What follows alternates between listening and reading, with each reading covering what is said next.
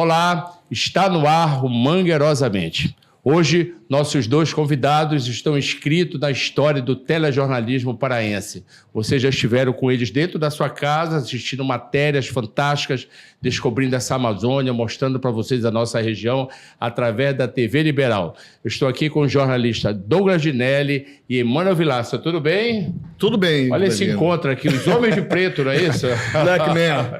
É verdade. Uma alegria muito grande, uma honra muito grande estar com você aqui, Ismaelino, e com o meu sempre querido colega Emmanuel Vilaça. Pois é, vocês são duas figuras super conhecidas, né? Na verdade, o telejornalismo, a história do telejornalismo passa por vocês, né? Vocês são a cara desse telejornalismo da televisão, inaugurado com modernidade a partir da televisão liberal. O Douglas vem antes, né? Douglas foi da TV Marajoara, foi isso? Sim, na verdade, quem vem um ano antes, eu acho que é o Vilaça, né, Vilaça? Foi em 78, né? 78. Posso, né? 78. Sim, você também teve na TV Marajoara? Sim, comecei lá. Que era transmissora da Rede Tupi. Da Rede Tupi. Inclusive, o Ivo Amaral pediu para eu ajudá-lo lá, aí ligava para mim.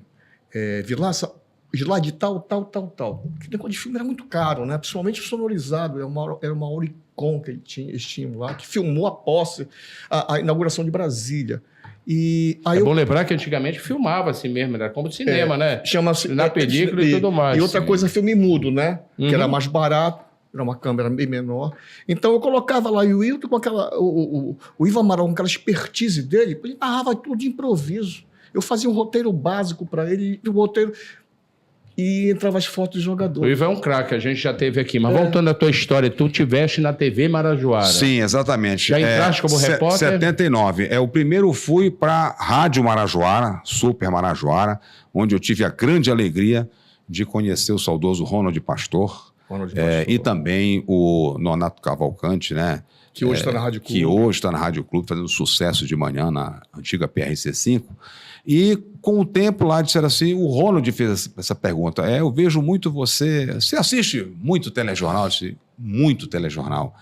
Aí me mandou para o finado Souza Cruz, grande Raimundo Souza Cruz, que era o chefe, era o diretor de jornalismo. Aí eu fui para ele era um redator-chefe, né? Sim, o que você assistia de telejornal era o que vinha de fora, que já tinha aqui um núcleo de reportagem local? Sim, sempre teve aqui, né? As televisões como um todo, né? E a TV Marajoara tinha esse núcleo lá, comandado pelo Souza Cruz. Franca Siqueira também tinha uma. Siqueira, não sei qual foi na época do Vilaça, o Franca Siqueira estava lá. Estava. Feitosa também, né? Falar do Feitosa. Vocês era de lá também. Então, mais ou menos começaram junto nesse telejornalismo, né? Porque aí surgiu essa palavra de telejornalismo, né? Ele também baseado uma expressão que não existia. Baseado no telejornalismo norte-americano, na verdade, das grandes redes. Tudo né? copiado de lá. Sim. Porque na Inglaterra só tem estatal, maioria estatal. Hoje em dia a gente vive nesse mundo digital, né? Tudo é feito com celular, tudo é feito com microcâmeras e tudo mais, tudo é passado por Bluetooth, por internet. Como é que era naquela época? Era complicado, olha. Vou te contar uma coisa. Como é que era a vida do repórter, na verdade? Era uma sobrevivência no meio da selva. Se eu viajasse, por exemplo, você não tinha como tem hoje, você pega um celular, passa um IP, o pessoal capta, baixa, tudo edita. Faz uma transmissão ao vivo na hora, Nossa, né? lá como eu tinha trabalhado também em aviação, eu conhecia todos os pilotos da antiga Votec, né? Eles aviões pequenos de passageiro. Aí eu sabia a hora que ia passar, então eu tinha que fazer tudo para fazer a imagem e esperar uma brecha na porta do aeroporto. Pô, o comandante tal, ele vinha. O que foi, Vilaça? Leva essa fita para mim. Porque nós tínhamos um deadline, que era às 5 horas da tarde. Então nós tínhamos que sair cedo, tipo 4h30 da manhã do hotel, e esperar o dia amanhecer para começar a fazer tudo e ganhar tempo, né? Isso, o que era legal. Isso era o quê? Você fala, um cinegrafista. O Gouveia Júnior. Equipe, né? Gouveia Júnior, mais eram 4 naquela época, né? Então, o que acontecia? Eu, Gouveia, até que eu digo assim, parece que nós conversávamos por telepatia. Eu já estava olhando e dizia, Gouveia ali, ele já imaginava o texto que eu ia colocar. Às vezes eu via o Gouveia sumia, aí chegava para mim com um palavrãozinho, cara, olha, eu fiz imagem assim, assim. Quando eu já fazia tarde, já tinha entregue material, eu pegava, não tinha pressa em mandar, eu pegava ali o texto para todo o pessoal da equipe. Por quê? Você tinha várias classes culturais. mas eu tinha que respeitá-los porque eles fazem parte de um grupo, da família que vê jornalismo. Então, se eles não entendessem, eu voltava para a máquina Hamiltonzinho portátil e reescrevia. O que é isso aqui? Aí eu narrava para ele diferente, ele dizia, entendi agora. Então, por isso que eu tive uma facilidade, uma chance muito grande, porque eu conversava com as pessoas que faziam parte da equipe. O motorista, o iluminador, o cara do VT, o cameraman. Nós moramos num mundo, na verdade. Sim. A Amazônia é muito grande. Né? Imagina a dificuldade para ser acesso. Hoje em dia você ainda tem dificuldade para chegar bem ali, né? A travessia do Marajó continua um grande problema, né? Em pleno século XXI. Imagina naquela época. Como é que isso processava? Você, por exemplo, essa questão que o Vilaça está falando aí, deixa eu só retomar, dessa afinação, dessa harmonia que tem que ter. Trabalho de equipe. No olhar de equipe, né? Respeitando todo mundo.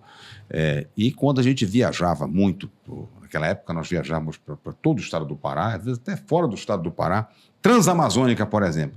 Me lembro de um episódio, a gente cobrindo lá aquele problema do Pacal, uma usina de Abraham Lincoln, que era uma usina de cana que tínhamos lá, fabricação de açúcar.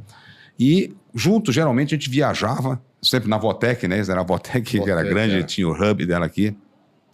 E a gente viajava muito com o pessoal do jornal. E às vezes a gente chegava a se comunicar, perguntávamos assim, onde é que tem um telefone, né? Um telefone rural, orelhão, que as pessoas nem sabem mais o que é isso. Muitas vezes se passava com aquela máquina da UPI, o pessoal do jornal, que a gente viajava junto, quando eram matérias grandes, como as que nós saímos daqui, sempre ia o Jornal Liberal e a televisão. Então, você não tinha como fazer, você tinha que realmente pegar algum motorista, olha, você vai para o aeroporto, entrega lá em Altamira, né? Essa fita aqui, você endereçava para trazer. Selvagem, né? Não, sobrevivência. Vocês também, a importância do trabalho de vocês nessa época, na verdade, mostrar a Amazônia desbravadores, meu amigo. Sim, são desbravadores. Você mostrava a Amazônia para o país, né? Sim. No caso do Paican, por exemplo... Nós éramos muito pouco conhecidos. A Amazônia é mundial, né? Mas naquela época... No caso do Paican, por exemplo, eu gravei muito áudio de telefone público. Paican, só para a gente contextualizar, Paican fazia parte... É o seguinte, ele teria violentado a Silvia Leitícia, professora dos filhos dele. Ela tinha ido para uma festa com ele e a esposa dele, e depois a Idecran disse, não vou nem usar a palavra aqui, porque eu vou ter que traduzir em Caiapó. Então, ela que queria ver ele transando, né? violentando a garota. Então, aquela era um prazer, porque aquele era o homem dela, né? Então, por exemplo, eu me lembro muito bem quando o juiz decretou a prisão do Paican. Eu estava lá no Fórum de Redenção e o pessoal todo do Sul foi embora dormir no hotel, almoçar e dormir no hotel. Eu e minha equipe ficamos lá, pedimos misto quente, nunca me esqueço disso, e uma Coca-Cola de garrafa. E tomamos aquele... Foi o nosso lanche, né? Foi um caso de repercussão mundial, né? Aí chega o juiz, ele olha para nós e sobe, e já ia decretar a prisão. Aí vem o auxiliar dele e diz, os senhores subirem. Opa, ele falou alguma coisa, né? Chegamos lá, o juiz disse, meu irmão, como vocês ficaram aqui e não foram para os hotel de vocês, ficaram ali, o rapaz me disse que vocês fizeram um lanche aqui, foi? Então eu vou dar o furo para vocês. Aí eu filmo ele assinando a prisão, decretando a prisão preventiva do Paulinho Paican e uso o telefone dele para dar o plantão do Jornal Nacional no meio da programação. Porque o Paican na época, né, já tinha uma expressão mundial, né? O Paican, ele ia para Eco 92. Tá? Isso aconteceu uma semana antes da abertura da Eco 92, na metade da semana. E o Paulinho Paican caiu nessa, não é? Caiu nessa. Então, ele praticamente foi... Ele era o cara da Eco 92. Tanto que quando eu consegui entrar na aldeia, com a ajuda de um parente dele, que eu nunca pensei que o cara fosse se lembrar, porque eu ajudei a família dele, que não tinha ninguém da FUNAI no aeroporto de Marabá, com fome. Aí eu disse, você está precisando de alguma coisa? Eu levei de lanchonete, paguei tudo para ele. Tá, chegou em Belém, já tinha gente da FUNAI. E ele nunca esqueceu isso. Ele se encontrou comigo em Redenção e disse, você matou a fome dos meus filhos, vocês estão vivos hoje por causa de você. Uhum. E aí eu entrei na aldeia, né, e saí. né? E tive que pegar um avião um pouco mais veloz e ir correndo para Belém para entrar ao vivo no Jornal Nacional. Nessa época você já era o repórter, chamado repórter de rede. Repórter de rede, para quem não sabe, é aquela pessoa oficializada pela TV Globo, né? Pela Rede Foi Alice Globo, Maria que me escolheu. para ser o repórter local. Até hoje nós temos isso aqui, né? Você também chegou a ser repórter de rede? Sim, exatamente. Você recebeu as pautas de lá? Sim, Não. sim. Não, a gente sugeria as pautas. Tinha coisas que eles encomendavam também da gente, né? Depois entrou a Regina Alves, que deu um upgrade, foi criado o núcleo de rede. Nossa, a Regina Alves, essa mulher maravilhosa, é doutora em comunicação. Nossa, ela deu um upgrade. Professora Regina. Professora Regina, nossa. Ela que talvez tenha... Ela me uma pedra bruta transformou. Te moldou, né? Moldou. Eu agradeço certo. muito a ela, tá? Eu me lembro que, por exemplo, as eleições, que chamaram de eleições da redemocratização, o Pedro Rogério veio cobrir aqui pela Globo, né? Ele chegou a montar uma equipe de rede, ele, o Zé Carlos, viu? E aí eu fui designado também pelo Ingo Ostrovsky, que era o editor-chefe. Ingo Ostrovsky. Que era o editor, Globo. que era o editor do Globo Rural, do Globo Repórter, né? Muito preparado e tudo. E ele foi quem coordenou as eleições. Era a maior eleição, né? Estamos falando de 82. E ficamos, eu e Pedro Rogério, a gente dividiu essa pauta. A primeira eleição direta. Sim. Dividimos essa pauta aqui. Inclusive, neste ano ainda das eleições, a gente começou com o carnaval cobrindo a Fafá de Belém, sabe? Nos desfiles de lá da DOCA.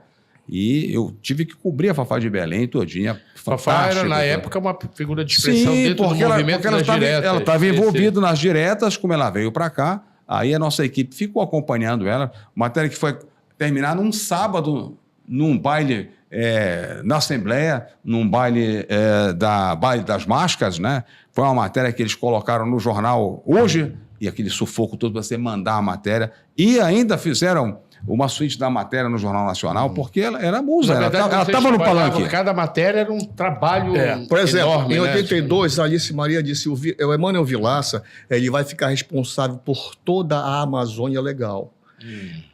A Amazônia não é uma lagoa. Não é bem ali, né? Não é maior que muitos países da Europa, com vários países dentro, né? Fora a dificuldade de acesso. Por exemplo, o caso do Chico Mendes, eu fui cobrir lá no Acre, né? O caso, por exemplo, de narcotráfico, eu cobria muito narcotráfico internacional, que naquela época a droga não vinha, passava por Belém para ir para o exterior, né? Então, muita questão de narcotráfico, fui ameaçado de morte, né? Pois é, como é que era lidar assim, com todo esse clima? Porque a gente sabe, por exemplo, hoje em dia já tem uma certa proteção, que a gente pode dizer, né? Em tese.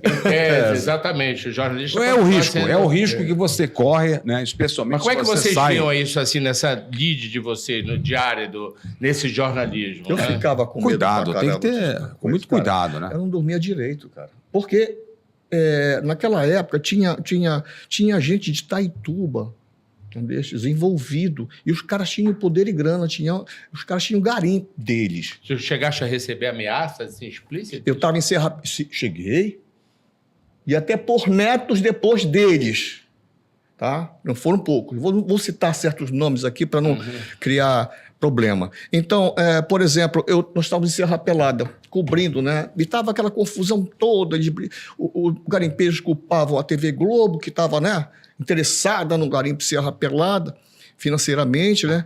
E eu estava coisa, chegou um cara para mim e bateu em mim. E cara, vamos querer te fechar às 3 da tarde quando sair daqui. Eita. Aí, cara, eu falei pro governo, saímos 1 da tarde. Chegamos em Marabá, tinha acontecido uma tentativa de homicídio no final da estrada de Serra Pelada. Aí tu fica assim, pô, vê o carro todo furado de bala, caramba. Douglas fez reportagens com bastante visibilidade, a gente fala assim hoje, né? Como o caso do o caso do naufrágio, né? Sim. Aquele grande sim. naufrágio que teve ali para Macapá. Lá em Macapá, né? no Rio Cajari, foi impressionante esse naufrágio. Muitas mortes, né? Muitas, né? São 400 Um caso de e tantos. negligência tem quantos anos Sim, isso aqui? isso foi em 81, olha só. Pois é, e Eu hoje tinha a gente 20. ainda continua vendo a Sim, mesma situação. né? é um Pegou grande uma coisa problema toda, né? de Superlotação. da segurança. Segurança. Tem também Como é essa, que foi cobrir tem essa aquilo? Porque aquilo cultura. teve uma repercussão nacional. Sim, internacional, inclusive. Eu dei entrevista para a Voz da América, o Serviço Brasileiro da Voz da América, né? Onde trabalhou lá o Hélio Costa, trabalhou também o Lucas Mendes, né? Então, eles muito interessados, porque foi uma comoção muito grande. Aquilo, sabe, mexeu com a gente durante uma semana. Chegaram 3 balsas, todas com caixão improvisado de madeira. E quando foi o sepultamento, aquilo, 1h30 da tarde, ali, me lembro que a Globo mandou para cá, inclusive, o Francisco José, que era uma pessoa que sempre vinha aqui também. Pernambuco. Sabe? E ele disse assim, Douglas, olha o que é a humildade das pessoas, né? Ele disse para mim, Douglas, quem vai cobrir... E ele tinha muita moral, muito prestígio, né? Muito preparado. Ele disse... Grande Francisco José. Está nativo até hoje, né? Não, já pegou saiu. as botas. Aí disse para mim assim, lá no aeroporto em Macapá, olha só, ele disse assim para mim, quem vai cobrir é você. Se eu puder lhe orientar, eu digo, pô, você é um mestre, você é um professor. Então, a matéria que nós vamos fazer especial, uma delas fantástico, a gente vai conversar aqui e tudo, né? Mas o acidente em si, naquela época, como nós não tínhamos drone e também helicóptero não tinha por ali, tínhamos que fazer com um avião asa alta, que era um Islander, né? Isso, da Votec, a gente fretava a TV Liberal, sempre junto com a TV Globo, fretavam isso aí, como é até hoje, né? Para nós fazermos as imagens quando o dia amanheceu, sabe? Lá do pessoal do Corpo de Bombeiros, lá de Macapá, daqui de Belém também. Uma coisa terrível, né? Os corpos saindo. Pois é, esse período também de grande reportagem, né? Porque parece que a dificuldade naquela época de acesso, a própria dificuldade de produção, fazia com que o drama ficasse maior, né? Por exemplo, você cobriu a queda do Raimundo Farias, Do né? Raimundo Farias, cobri também situação... a queda de um avião da Varig, que o comandante era o Padula Garcês, que ele não acertou lá a rota. Estava ouvindo o Jogo do Brasil, não tem Dizem, tem essa história, né? Tanto Ele contesta isso. Tanto que eu tenho contatos até hoje com pessoas que estavam naquele voo e sobreviveram. Sim. Né? Agora, por exemplo, eleições. Eu acordava às 4 da manhã, a gente pegava o barco, uma lancha que a TV Liberal alugava, a gente atravessava, passava o dia fazendo o dia antes, né? Aí o cara trazia a fita e a gente dormia na casa do Ribeirinho. Cara, panã pra caramba, cara. Naquela época do voto, inclusive impresso ainda, né? As famosas urnas que não chegavam nunca, né? Sim. Onde surgiu a expressão emprenhar a urna. Emprenhar a urna, exatamente. Urna emprenhada, né? Era. Exatamente. Nessa questão de eleição, vale a pena eu colocar para vocês aqui. Veja, né? A gente fazendo uma matéria na abertura, acho que foi para o Jornal Nacional, com Roberto Feite, que era Bob Feite. Que era o correspondente da Globo em Londres. Aí, para a matéria especial, que a gente foi estrear num domingo, que era um domingo de eleições, depois das eleições, ele de Londres, tudo combinado, né? Ele de Londres me chamou no Marajó e dizia assim, agora vamos ao Marajó ver como é o voto usando o lombo de um búfalo com o repórter Douglas Dinelli. Aí entrava, dava o wipe, né? Pra gente entrar, um efeito que tem, que afasta, né? Tipo abrindo assim, né? Um arrasto que tem, né?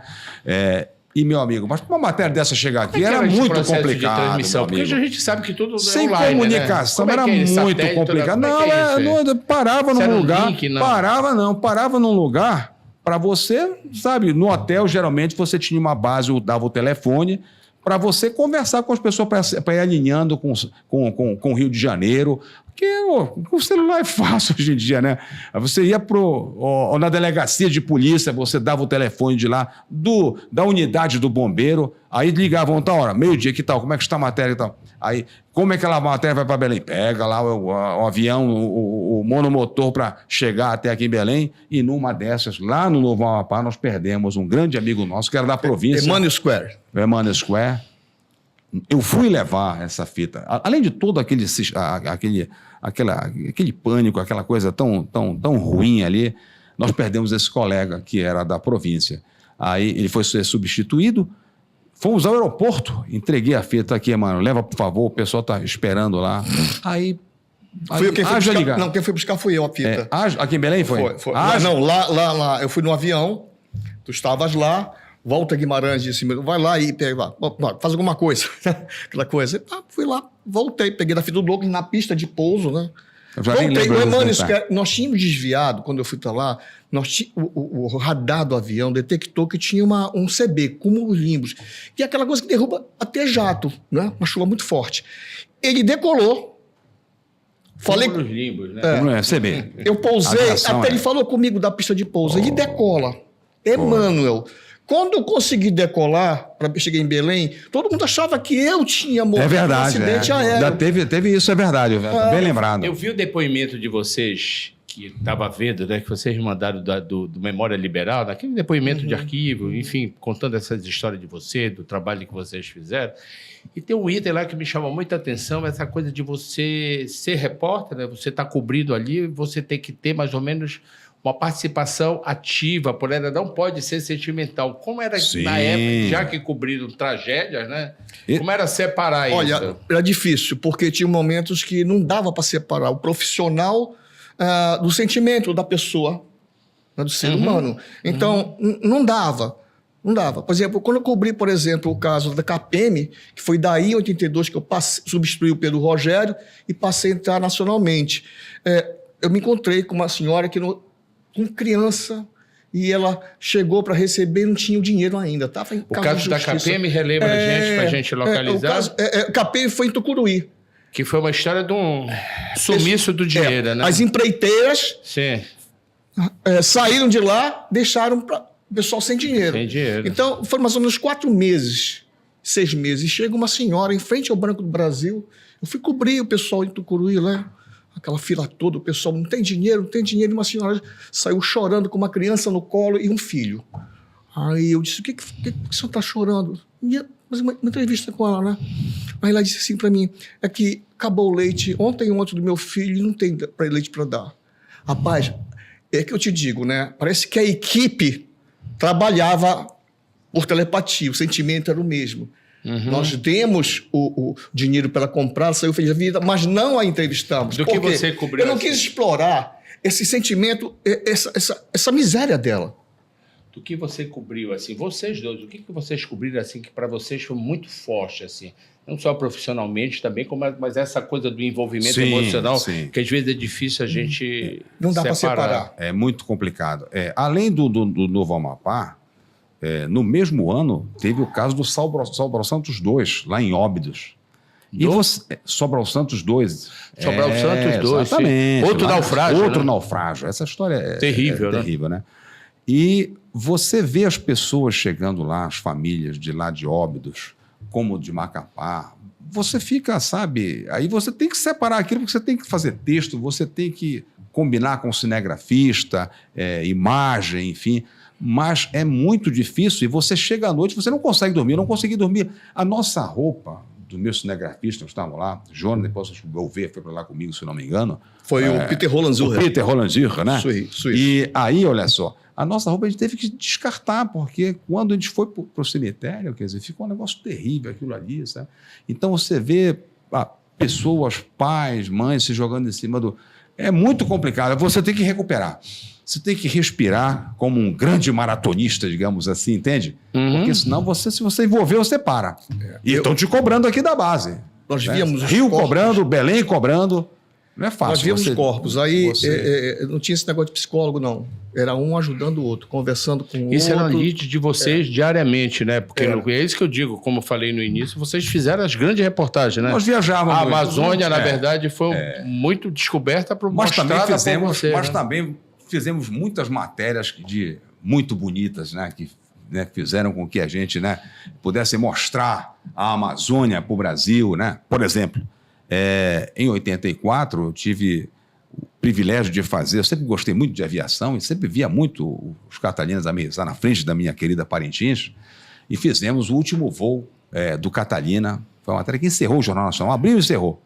Isso foi em agosto de 1984. Uma matéria muito comentada. Foi uma matéria que a gente trabalhou.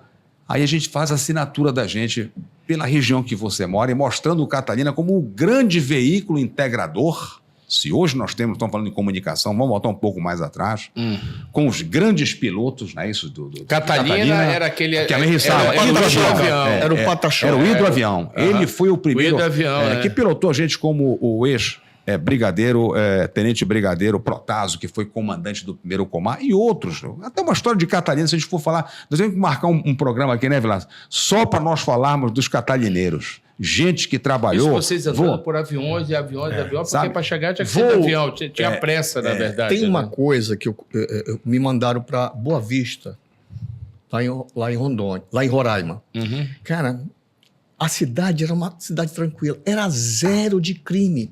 As pessoas deixavam o carro aberto com a chave no contato. Eu quis mostrar isso. As pessoas disseram assim, não, daqui a pouco a bandidagem vai para lá. Sim. E hoje, cara, é muito violenta. Na verdade, era uma paz. Era um paraíso que todo mundo deseja. A outra Amazônia, né? A Amazônia ainda não tão cheia de invasores e de mazelas. Né? Não, especialmente muito agora o narcotráfico, né? Mas é um assunto que a gente, né, se for falar... Mas deixa eu só retomar essa questão do Catalina, ele como um integrador, como o grande veículo que ligou realmente a Amazônia ao Brasil. A Amazônia e o Brasil foram os Catalinas. Depois vieram os C-47, os Douglas e tal.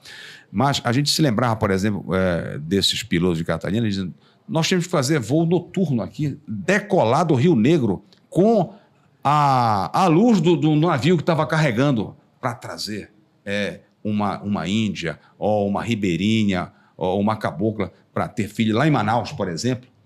Pega o navio que fica no porto, né, tem as luzes lá. Já pensou aquele pessoa? Só uma pessoa que está muito jovem para poder fazer isso. Pega o rastro da iluminação do navio ao lado, coisas assim. Então, essa foi uma matéria que realmente...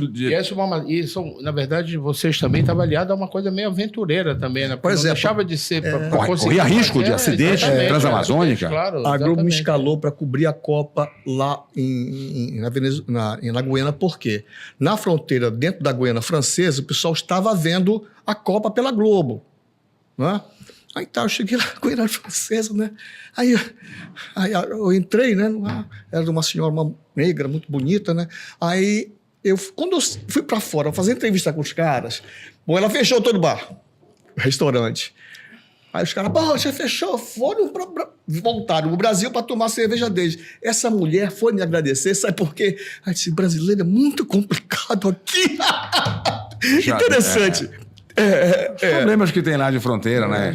Se arrastam até hoje, de certa forma. Né? Vocês estão atuantes até hoje, né? Douglas, aliás, você falou ainda agora de Parintins, eu soube que você é amazonense, né? Sim. E você me explicou, inclusive, que quem nasce em Parintins é Parintim. Parintintim, por causa da tribo dos Parintintim, que é da tribo dos Tupinambá, né? De qualquer maneira, Manaus duas amazônidas, né? Duas pessoas da região, né? Isso é importante. Ele é embaixador também. das barrancas do Rio Amazonas. Sim, então, quer dizer, isso é importante, que vocês acabam que vocês difundiram aí, né? Vocês desbravaram essa Amazônia. Como é que você vê o jornalismo hoje?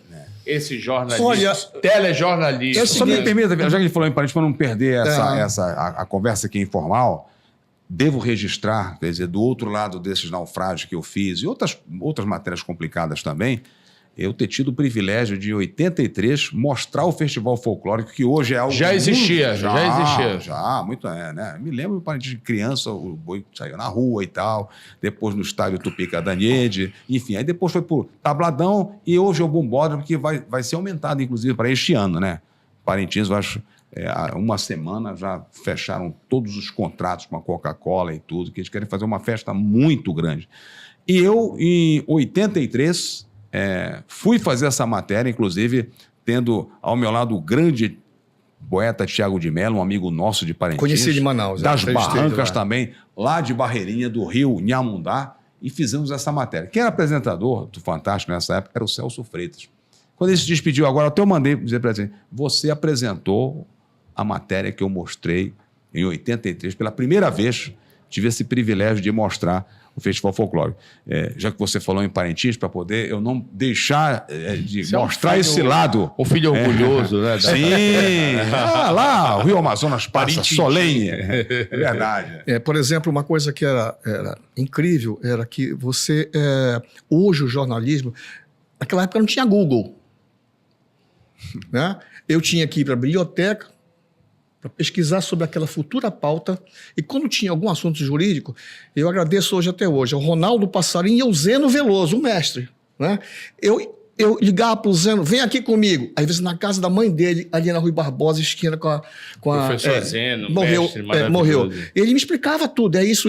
Pô, a gente anotava. Hoje, com o Google, você só tem que separar o joio do trigo, o fake do fato. Vocês chegaram a ser já fazer matéria já nessa fase do digital? Não, porque o digital é de 90, é de 2005 para cá. Porque imagina 2006. que naquela época era tudo ao vivo, né? Não tinha videotape, né? Agora está ao vivo, né? Nessa época, alguma parte já existia. Por exemplo, o único videotape que a TV Liberal tinha, quem operava era o Eldomar Ramos. Era uma veraneio que tinha uma câmera. Era uma Ikegami, nunca me esqueço disso. Né? Era uma unidade móvel, né? O MJ, né? Aliás, a MJ, para quem é curioso, ela está estacionada aqui na frente do prédio do Jornal. Eu passei por lá e vi. Quem tiver curiosidade... Vi lá o caminhão. Aqui é Bateu saudade. Sim, isso é uma coisa também. relíquia. Eu apresentei o último programa do Você Decide. Né? Porque eu já tinha feito em Castanhal, em Belém.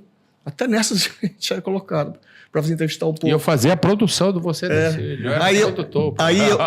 Aí eu ia... O último foi no Mosqueiro, nunca me esqueço. Sim. Foi o Murubira. último... Foi no Farol. Farol? Não, esse Farol, Chapéu Virado. O último foi ali, né? À noite. Quem apresentou, quem participou também do programa fui eu. Ainda tinha isso, né? Porque, na verdade, o Você Decide era da área de entretenimento da Globo. Exatamente, né? Mas tinha um paraense lá que disse, esse cara é bom. Claro, jornalista, morre jornalista, né? Sim. Vocês são muito ligados ainda aos jornalismos, assim? Claro, né? A gente tem assim... Sempre, hoje né? o jornalismo mudou muito, né? O jornalismo, na verdade, ele passa por uma crise mundial hoje em dia, né? Em vários aspectos. Mas o fator tecnologia, e não vamos esquecer de falar também aqui um pouco com relação à entrada da inteligência artificial, onde o Vilaça falou que nós tínhamos que pesquisar, fazer uma produção de matéria, quando viajar para um município, né? Você tinha que saber uma história do município, a geografia do município. Hoje em dia você tem essa facilidade muito grande.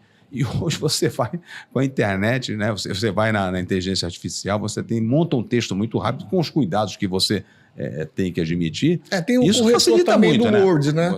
Você tem essa facilidade muito grande, você fecha todo o material, você fecha aqui. Então é uma Quais página são os canais dobrada. que vocês usam para ter informação, por exemplo? Você ainda leio, lê impresso? Não, eu leio os impressos via internet de Londres, da Grã-Bretanha, no caso a Inglaterra. Sim, que são jornais que ainda são impressos, mas tem a versão digital. Sim, versões digitais. Mas tipo revista, né? Que é uma coisa que a gente não vê mais, né? Revista.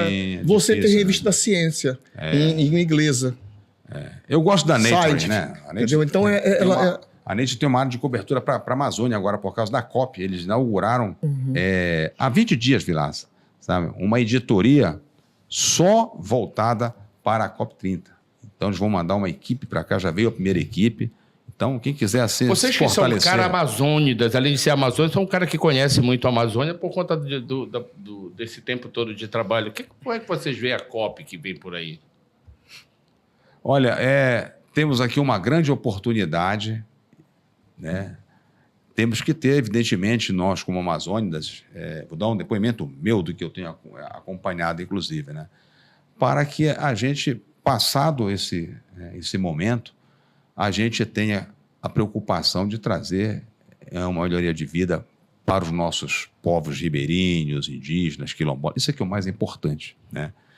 Nós temos essa oportunidade de uma nova economia dentro da bioeconomia, mas, claro, sem deixar a economia tradicional, que essa que gera muito emprego e tudo, a outra está mais ligada à conservação da floresta, para dar a oportunidade para as pessoas que estão lá no interior para fazerem, né, todos esses produtos como um todo. Ou seja, você tem que aliar as duas coisas. Você não pode excluir as duas coisas. Igual a questão de transição de energia, por exemplo. Você tem que conviver, né? Então, acho que nós temos essa grande oportunidade aqui.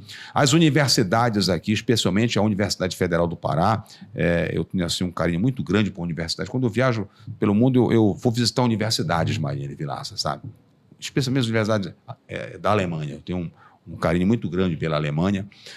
Então, na universidade que você tem que se espelhar, porque lá você tem pesquisadores que conhecem a região amazônica.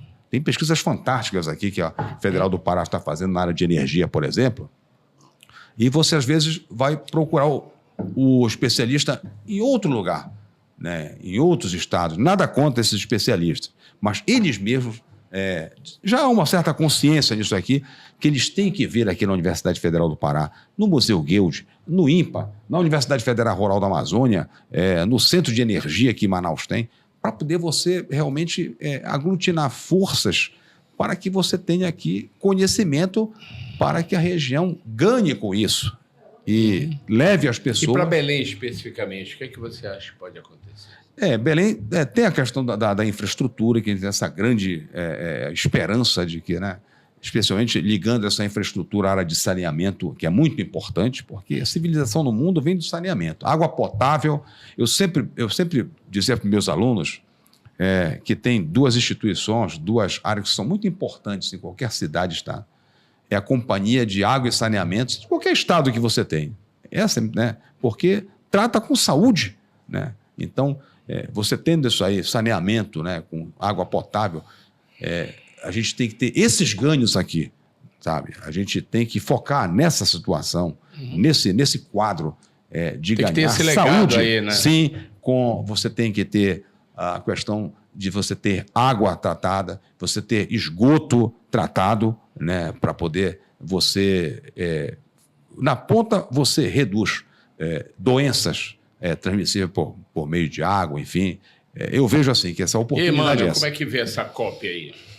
Olha, eu estou pagando para ver. Porque já realizaram tantas cópias, a COP 30, né?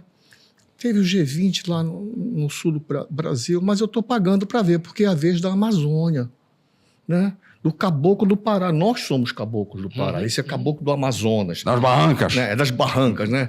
E nós somos caboclos do Pará. Eu sempre digo isso. Não tenho vergonha, não. Eu vou e... Então, eu estou pagando para ver. Eu quero ver se realmente vão surgir bons resultados. O que eu sei é que a COP vai ser uma grande feira também de negócios. Não é? Como né? Entendeu? Eu quero ver o que é que vai ficar para nós. Não é? O que é que nós vamos ganhar?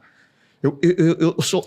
Não é cético, mas eu queria pagar para ver. Sou meio Tomé, quero ver para crer. Para você ver que existe vocês dois, assim, na percepção jornalística de você acha que as pessoas percebem a importância e a possibilidade disso estar acontecendo aqui? Sim, vocês veem isso? sim. Até porque a mídia trabalha muito isso e as pessoas estão nessa expectativa.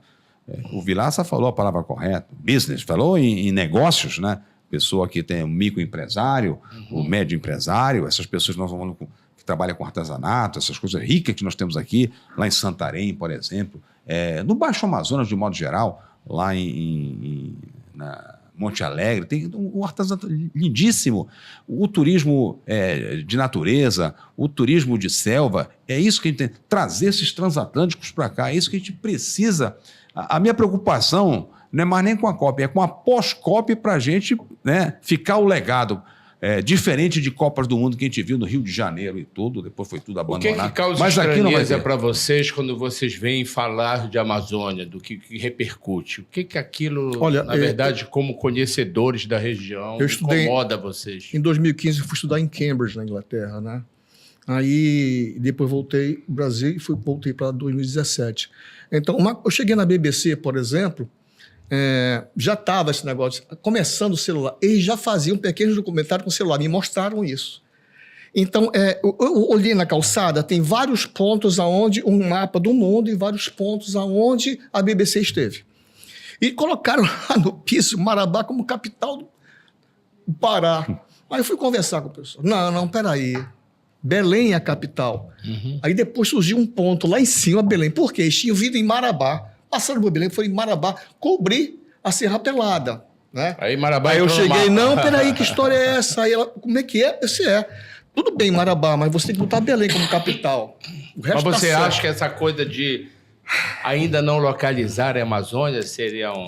Lá eles ficavam muito empolgados, né? fator. Mas Você acha que, apesar de tudo que se fala da Amazônia, ainda paira um desconhecimento daqui da região? bastante. O que eu tenho grande conhecimento, porque muitos pesquisadores ingleses, americanos, franceses... Mas você está falando do conhecimento científico, sim, acadêmico, né? Mas o cara disse, eu estive na Amazônia, eu estive em Belém do Pará. Aí ele vai fazer pesquisa aqui perto, mas ele não foi fundo na Amazônia. Porque ainda existem muitas essências, né? Que virão para ser procuradas na parte de cosmética. Nós temos aqui uma empresa chamada Beraca, que é originária de São Paulo, poucas pessoas sabem disso. Ela extrai essência de muitos produtos para fazer, para atender as fábricas de cosméticos na Europa. Né? Por exemplo, a Bodytech era não é Bodytech, Bodytech Academia. Body Shop. Body Shop, que recebia o caso, produzia isso. Ela estava fechando naquela época o caso Peacan, em 92. A Natura faz um trabalho muito interessante exatamente, com comunidades, né? E em 92, por exemplo, a Body Shop perdeu um grande contrato, porque o Peacan já tinha fechado um acordo com eles, porque ele estava vendendo para eles o óleo da castanha do Pará, né? In natura. E com isso acabou. Porque a imagem dele associada ao produto não era boa. E o Peacan entrou na época foi justamente naquela época da grande divulgação da fundação, como chamava do Zé Yanomami, tinha Sting, né? Caiapó. Nação Caiapó. A maior nação da exatamente, ali o negócio desgringolou total, justamente por conta dessa coisa do Peacan. Né? Olha, já tinham feito um acordo com um pesquisador americano, que trabalhou muito tempo no Museu Geld, e com o Peacan. Um contrato altíssimo de Hollywood para fazer tipo Rômulo e Remo. Né? O avião caía na floresta, só a criança sobrevivia, e ele seria esse garoto criado no meio da selva com os índios, tipo assim o Tarzan, não é? E o pesquisador era o Darrell Posey. Sim. Já faleceu na Califórnia. Ele, quando aconteceu isso com o Peacan, nossa, foi tudo por água abaixo. Ele trabalhava muito com eles, na verdade. Raoni, né? Raoni era estrela no mundo inteiro. O índio do gravador, né? Até hoje o Raoni vai para fora. Fala de Peacan. Cadê o Peacan? Morreu de Covid. Já morreu. Morreu agora, COVID, recente então, né? Recente. Da Covid. Pois é, mas voltando a essa coisa da Amazônia, o que causa estranheza assim, para vocês, quando vocês ouvem falar do... Há um desconhecimento, mesmo aqui em termos do sul, sudeste às vezes, desconhecimento geográfico. Na nossa área a gente conhece muito, né, Viraça? Pegar um avião para trazer a matéria, dá para chegar aqui, eles não imaginam a escala com a que você daqui para Santarém, daqui para Juruti, tem muito isso ainda. Mas eu acho que isso é um processo que agora até... mas é porque também durante muitos anos a gente foi chamado até por Hollywood como Buenos Aires era a capital do Brasil. Então isso é um mudou desconhecimento muito geográfico, né? Faltou a aula. E o tango não é argentino, não. O tango surgiu nos portos do Uruguai e a Argentina puxou para ele e vendeu no mundo. Pronto. Então mas essa questão de localização geográfica te incomoda. Nós estamos mudando muito isso, tá? Se aqui nós já temos esses resíduos em alguns lugares que ainda tem dificuldade em localizar a Amazônia, eu tenho certeza que a partir do Rio Amazonas, né, a gente vai mudar isso. E vocês estavam falando em essência aí, quer dizer, feliz do país que tenha químicos, as nossas essências que estavam falando da empresa aí. Nós temos aqui em Belém empresas que são nossas aqui, né? Por exemplo, eu não sei se eu posso citar, por Pode, exemplo, claro. A Chama da Amazônia, né? Chama da Amazônia, Juruá. Eu estive visitando recentemente as Chamas da Amazônia. Eu fiquei impressionado, pouca gente não conhece. Eu fiquei triste de dizer assim, puxa vida, eu não conheci isso aqui. É isso que os turistas vão querer ver aqui. E essa é a oportunidade que a gente tem que mostrar, que a gente tem que levar isso para o interior, Onde estão nossos irmãos com dificuldade, com questão de saúde, questão de saúde bucal, essas coisas todas. Porque você não percebe que, na verdade, às vezes se fala muito, falo muito isso, assim, quando eu estou num debate, alguma coisa. Na verdade, se fala muito de Amazônia, mas não se fala do Amazônia, do caboclo lá do interior. Quer dizer, se fala aqui como um amontoado de a gente tem que avançar para lá. Vegetal, na verdade, com uma diversidade. Cobra, passarro e jacaré. Exatamente, mas não se fala do homem que habita lá, né? Sim. E outra coisa, aquele cara que mora lá. Não sabe o quanto a Amazônia é importante para a sobrevivência dele. E da floresta também, né? Cara, floresta, há aí floresta, né? uma harmonia que tem que ser, que a gente sabe, né? As populações indígenas. Mas essa é a questão que eu vejo a bioeconomia nesse sentido, Ismaelino e Emanuel Vilaça, de você dar visibilidade para essas pessoas, para eles ganharem as universidades, tanto públicas como privadas aqui. Eu tenho acompanhado muito isso. Estão trabalhando assim muito, são nossos pesquisadores aqui, nossos cientistas aqui. Eu estou desenvolvendo uma série aqui, preocupado com isso, porque às vezes a gente mesmo não vai à universidade. O cara se elege vereador na Amazônia, deputado estadual, federal, mas eles são poucos que vão saber, olha, onde é que eu posso alocar aqui verbas para a gente melhorar esse laboratório, por exemplo. E nessa área de química, como eu disse há pouco, feliz dos países que têm grandes químicos. Vê a Alemanha, por exemplo. A Alemanha é uma referência. E aqui nós temos... crise econômica alemã. E aqui nós temos uma universidade que tem a área de química, por exemplo, essa transição energética de você tirar, por exemplo, gasolina verde. Vocês têm lido agora aqui na imprensa, gasolina verde do caroço do açaí, do caroço do tucumã, e isso já foi fechado, essa equação, em laboratórios, Marina. Já estão agora para uma segunda parte desse projeto para poder você ganhar escala para fazer uma planta piloto junto com o IME, é o INCT, né, que é o Instituto Nacional de Ciência e Tecnologia, um trabalho muito, muito bonito do Ministério da Ciência, Tecnologia e Inovação. Então, são essas coisas que a gente tem que dizer para esse pessoal que vem aqui, né, esse pessoal graduado, dizer, meu amigo, você tem que dar apoio para as universidades, você tem que dar apoio para a educação, né? Não é e só... criar visibilidade para esse caboclinho lá, para o Ribeirinho, né? Para poder ele sobreviver. Tá ali, porque senão já acontece agora, o filho deles, quando ele quer usar uma roupa, um celular, aí vem a maldição do narcotráfico, a gente sabe, né? Desde a Amazônia Ocidental aqui. É gravíssimo, quer dizer, não é... Antigamente, quando o Vilaça falou aqui, era passagem, não é mais agora, não. Você vê a quantidade de apreensões que a polícia militar faz, em barcos e tudo. É a questão das fronteiras, né? Mesmo assim, tem aqui pouca com gente, essa fronteira toda aberta, sem fiscalização. Teria que ter mais gente aí, sabe? Então, a gente tem que pensar nessas pessoas que gostariam de estar como a gente aqui, fazendo esse podcast, nessa correção climática aqui, tudo, nessa visibilidade, né? É nessas pessoas que a gente tem que pensar nessa COP para que a gente dê oportunidades também da família deles, né? Estudarem, se vestirem, né? Ter o básico, mas um básico com respeito à população da Amazônia. Olha, vamos encerrar aqui, que o papo está ótimo. Podemos, inclusive, fazer uma segunda parte, né? Porque tem muita história para contar. O retorno. Posso abusar do amigo? Tá, vai. Nos próximos 3 meses, 3 meses, eu estou lançando o videocast. O estúdio já está 90% pronto, não é? E eu vou entrar no mundo do videocast. Não Ótimo. É podcast, porque o trabalho com vídeo é videocast. Essa experiência, né? É sucesso, claro. Já, né? Eu ia falar justamente... Emmanuel Vilaça Cast. Emmanuel Vilaça Cast. E você, Douglas, projeto aí. Eu tenho esse projeto, inclusive, já está montado. Você trabalha na CBN. Exatamente. Ali nós estamos nas 2 grandes colunas de economia de qualquer país do mundo. E cá para nós, do nosso grande agro que o Pará desponta aí com estudos que a gente está fazendo, e também na área da indústria. Por isso que eu digo que a indústria tradicional ela tem que ser também, né, quando se fala em transição energética e outros produtos, a gente tem que ir levando as coisas para gerar emprego e renda. E o nosso agro, por exemplo, então eu estou num programa que a gente discute soluções, nunca olhando para o retrovisor. Qual é a solução para poder você ajudar? Essa que é a filosofia que você tem no programa. E como eu falava para vocês há pouco aqui, aí no indústria, que a indústria tem que estar ligada com as universidades, Vilaça, né? Instituto de pesquisa, a gente tem uma série chamada ciência da Amazônia. Nada de ter esse complexo de vira-lata. Nós temos aqui grandes físicos na Universidade Federal do Pará, na UEPA, o INPA em Manaus, químicos nós temos. E a imprensa tem que dar embalo para esse pessoal, rapaz, né? Esse podcast aqui, você quer, eu trago aqui uns 10 cientistas para você que está envolvido com a cópia. Está feito. Eu acho que a gente tem que valorizar o vira-lata. Sabe por quê? Vira-lata não come ração e vai no lixo e não morre. Pega doença, coça, já foi embora a pulga.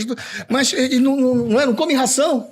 Não bebe uma água tão sadia quanto bebe um cachorro criado em casa. Né? Eu gosto muito do vira-lata.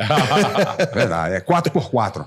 Olha, um prazer enorme conversar com vocês. Como eu já falei, dá até uma segunda parte, né? São muitas histórias, vocês carregam essa história com vocês jornalistas. Tem muita coisa, né? Vocês são jornalistas natos, competentes, né? De reconhecido, uma trajetória vitoriosa e continuam na ativa, melhor ainda, né? Sim, claro. Né? Não dá para parar. Eu me inspiro, não sei se você já deve ter trazido aqui certamente o Ivo Amaral. Enquanto o Ivo Amaral estiver jovem, eu me inspiro no Ivo Amaral. Tá Quem certo. não se lembra, né? Obrigado pela participação de vocês. Obrigado, Belinho. Obrigado. Esse é o Mangueirosamente que você assiste no DibPlay, dentro de liberal.com e no YouTube.